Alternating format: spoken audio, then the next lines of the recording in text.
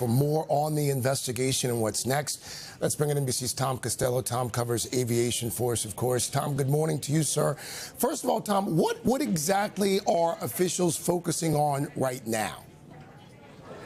Well, listen, I think those three words from that controller that we heard on the tape when he said, "I messed up," that will be pivotal to this investigation. And clearly, the investigation is focused on what happened in the control tower. Why did the tower allow that fire engine to cross over that active runway, runway 4, the intersection there at the Delta taxiway, when you had an inbound plane?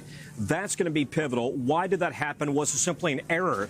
We do know that a single controller was handling two jobs in the tower. I want to make it clear that does not mean there was only one person in the tower, but we know that one controller was handling two jobs, both the ground traffic, trucks and planes on the ground, as well as inbound landing traffic.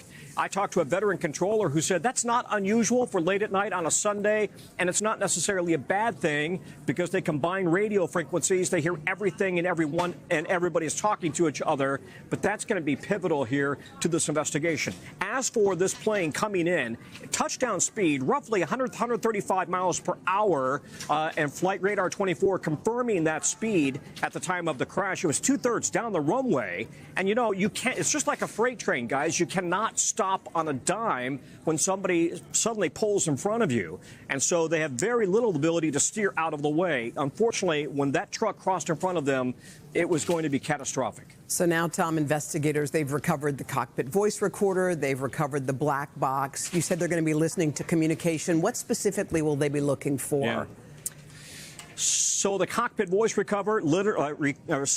cockpit voice recorder literally records the conversations, ambient conversations in the cockpit between the pilots. So we will hear what they said to, or they will hear what those two pilots said to each other, as well as the data on how fast they slammed on the brakes and how far they got once slamming on the brakes. But then, in addition, controllers, or rather the NTSB will be interviewing controllers, I should say, and asking the controllers on duty exactly what happened. And then they will go through how much sleep they had over the last 24, 48, 72 hours. That is completely standard. It is going to be standard that they also do drug and alcohol testing on these controllers. Probably has already happened for those people on the job at the time. Interviewing the controllers, interviewing the firefighters who survived this crash, of course, as well as those people on board the plane, the flight attendants and any passengers, to get a very full view of what happened, not just at the moment of impact, but in the hours and days leading up to this crash, to see what the totality of the picture is and what can we learn from this to ensure it never happens again, you guys. All right, Tom Costello covering aviation for us. Tom, thank you so much.